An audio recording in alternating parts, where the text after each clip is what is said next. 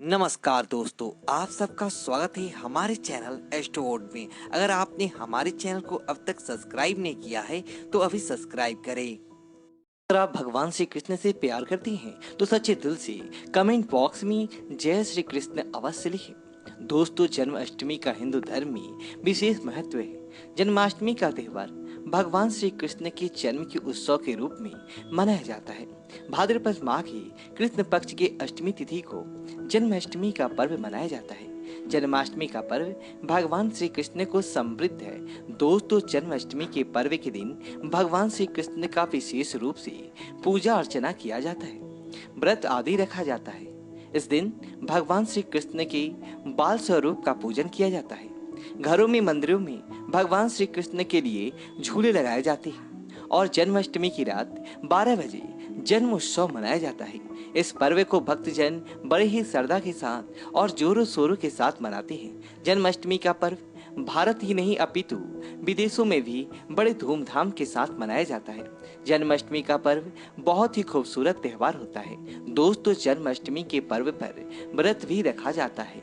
इस व्रत को व्रत राज कहा जाता है। माना जाता है कि जन्माष्टमी के दिन भगवान लड्डू गोपाल का पूजन करने से और सच्चे हृदय से व्रत रखने से भगवान लड्डू गोपाल की कृपा से सभी कष्टों और सभी संकटों से छुटकारा मिल जाता है। एक सुंदर पुत्र की प्राप्ति के लिए भगवान कृष्ण का व्रत अवश्य रखें। दोस्तों, जन्माष्टमी 2022 पूजा का शुभ मुहूर्त आइए जानते हैं। जन्माष्टमी तिथि 18 अगस्त 2022 दिन गुरुवार को है। अष्टमी तिथि का आरंभ 18 अगस्त दिन गुरुवार रात्रि 9:21 से है। जन्माष्टमी के दिन राहु काल 18 अगस्त दिन गुरुवार दोपहर 2:06 से 3:42 तक रहेगा। दोस्तों, निश्चित पूजा 18 अगस्त की रात 12:03 से लेकर 12:47 तक रहेगा। इसके अलावा निश्चित पूजा की कुल अवधि 44 मिनट तक होगा और इसका पारण 19 अगस्त को सुबह 5:52 के बाद होगा। अष्टमी तिथि की समाप्ति 19 अगस्त दिन शुक्रवार रात्रि 10:59 पर होगा। दोस्तों, आज हम आपको बताएंगे वह ऐसी कौन सी चीज है जिसे जन्माष्टमी पर घर में लाने से पितृदोष, काल सर्प दोष, ग्रह क्लेश, किसी पाप का लगना, कर्ज का दोष होना, दुश्मन का सर पर नाचना सब ठीक हो जाता है। कहते हैं अगर धन लक्ष्मी को आकर्षित करना हो तो जन्माष्टमी पर घर में ये चीज जरूर लेकर आए। दोस्तों, ये चीज हम भी अपने घर में जरूर लाते हैं और आप भी ये चीज लाना ना भूलें। भगवान श्री कृष्ण को इन चीजों से अति प्रेम है। दोस्तों, आगे बढ़ने से पहले अभी तक आपने हमारे चैनल को सब्सक्राइब नहीं किया है तो इस चैनल को सब्सक्राइब करके बेल आइकन जरूर दबाइएगा।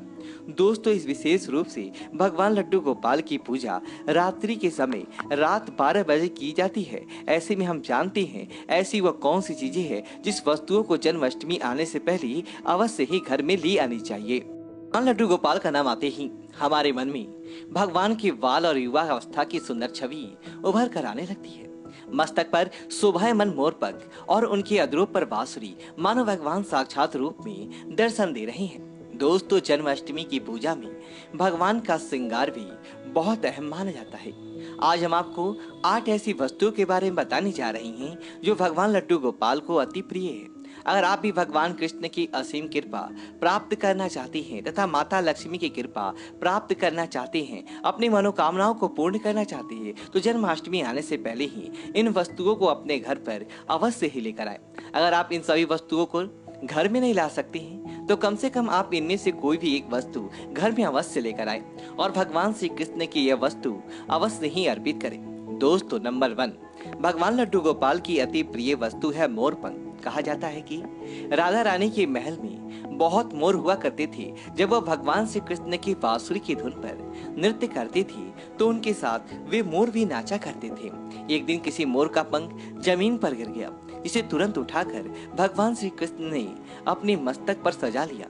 भगवान श्री कृष्ण के मस्तक पर सजा मोर पंख राधा रानी के प्रेम की निशानी मानी जाती है। इसलिए भगवान लड्डू गोपाल के जन्म उत्सव की पूजा में मोर पंखों से उनकी हवा किए जाने का चलन है। इसलिए जन्माष्टमी पर मोर पंख अवश्य ही घर में लाना चाहिए। दोस्तों, एक अन्य कथा के अनुसार देवी राधा हर दिन मोरकुटी मंदिर के पास मोरों को दाना देने जाती थी। एक दिन जब देवी राधा वहां पर पहुंची तो वहां पर एक भी मोर नहीं था। राधा रानी उदास हो गई। कान्हा ने देवी राना को प्रसन्न करने के लिए स्वयं मोर रूप धारण कर लिया और वहां पर पहुंच के राधा रानी कान्हा का यह रूप देखकर बहुत प्रसन्न हुई। दोस्तों, मोरकुटी मंदिर में मोर रूप में आज भी राधा कृष्ण की पूजा होती है। इसीलिए भगवान श्री कृष्ण को प्रसन्न करने के लिए जन्माष्टमी की पूजा में मोर पंख अवश्य ही शामिल करना चाहिए। हिंदू मान्यताओं के अनुसार घर में मोर पंख का प्रयोग करने से अमंगल टल जाता है। विशेष रूप से कहा जाता है मोर पंख से बुरी आत्माएं पास नहीं आती। मोर पंख को भगवान लड्डू गोपाल ने अपने मुकुट पर स्थान दिया तथा सम्मान दिया। वास्तु के अनुसार मोर पंख से अनेक प्रकार के वास्तु दोष को दूर करता है और मोर पंख सकारात्मक ऊर्जा को अपनी ओर खींचता है। मोर पंख मोर के बाजू से अलग होने के बाद भी जीवित रहता है, तभी तो इसका सकारात्मक असर अपना काम तेजी से करता है।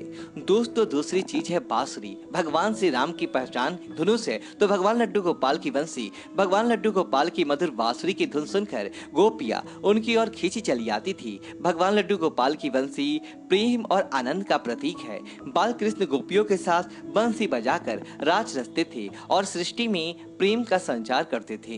दोस्तों, जन्माष्टमी के दिन भगवान श्री कृष्ण के श्रृंगार की सामग्री में बांसुरी को शामिल करने से गृहस्थी में प्रेम और आनंद आता है। भगवान श्री कृष्ण को बांसुरी अर्पित करने के साथ ही आप अपने घर में बांसुरी को अवश्य हिलाएं।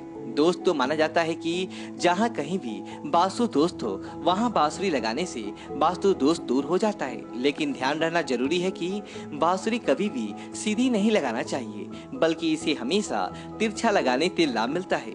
साथ ही बांसुरी का मुख्य हमेशा नीचे रहना चाहिए। इसके अलावा अगर दाम्पत्य जीवन में तनाव या फिर कलापूर्ण वातावरण रहता हो तो सिरहाने में बांसुरी रख के सोने से बहुत अधिक लाभ मिलता है।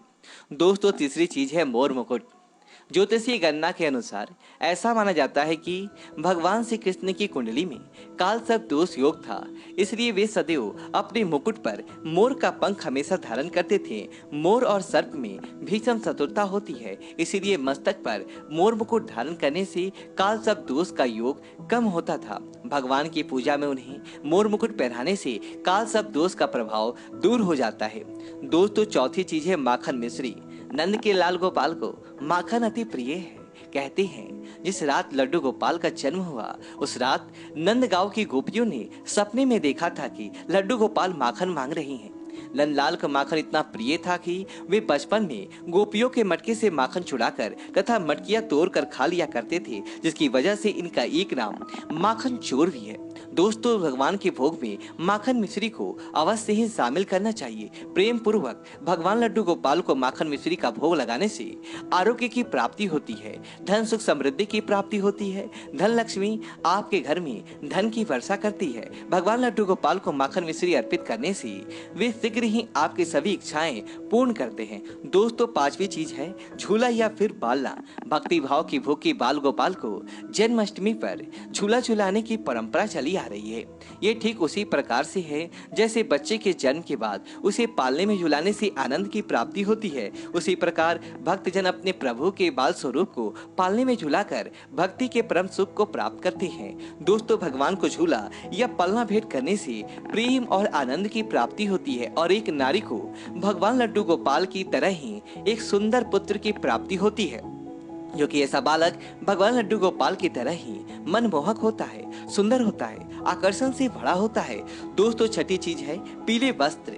जन्मोत्सव के भगवान बाल स्वरूप को पंचामृत से स्नान कराने के पश्चात पीले रंग के नए वस्त्र पहनाए जाते हैं। आप भी इस बार जन्माष्टमी का पर्व मनाने वाले हैं तो आप पूजा की सामग्री में पीले रंग के वस्त्रों का अवश्य ही शामिल करें। पीली चीजें अवश्य शामिल करें। भगवान को पीताम्बर वस्त्र अति प्रिय है, ये प्रेम और वैराग्य के प्रतीक है।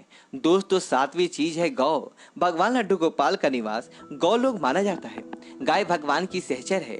भगवान लड्डू गोपाल के साथ पूजा में बछड़ी के साथ ही गाय की पूजा करना सुख समृद्धि दायक माना जाता है। पुराणों में गाय का धन का प्रतीक माना गया है। भगवान धन रूपी गौ की रक्षा करते हैं। दोस्तों, ज्योतिष शास्त्र के अनुसार गाय के भीतर गुरु ग्रह का वास होता है। यदि यह ग्रह किसी भी व्यक्ति की कुंडली में नीच स्थिति में हो तो उसे गाय की सेवा करना चाहिए। ऐसा करने से वह ग्रह की कुपित दृष्टि से बच सकता है। इसके अलावा वास्तु शास्त्र के अनुसार पूजा स्थान अथवा बैठक के कमरे में ईशान कोण में चांदी के गाय और उसका बछड़ा रखने से भाग्य में वृद्धि होता है। इसलिए आप जन्माष्टमी से पहले ही चांदी के गाय और उसका बछड़ा अपने घर पर अवश्य ही लाएं। अगर आप ऐसा चांदी का नहीं ला सकते हैं तो आप मिट्टी का ला सकते हैं, या फिर आप गाय और बछड़े की तस्वीर लाकर भी ईशान कोण में लगा सकते हैं। दोस्तों, 8वीं चीज है गीता की पोथी। भगवान कृष्ण ने महाभारत के युद्ध के दौरान अपने प्रिय सखा और पांडवों में श्रेष्ठ धनुर्धर अर्जुन को गीता का उपदेश दिया था। गीता मोह से निकल के संसार को देखने का मार्ग बताती है। इसलिए भगवान श्री कृष्ण की वाणी कहते हैं जो मनुष्य को मुक्ति का मार्ग और कर्म पथ पर चलने का ज्ञान देती है। दोस्तों, इसीलिए भगवान की पूजा में गीता की पोथी जरूर रखनी चाहिए और रात में जागरण करते हुए गीता का पाठ हर हाल में अवश्य करना चाहिए।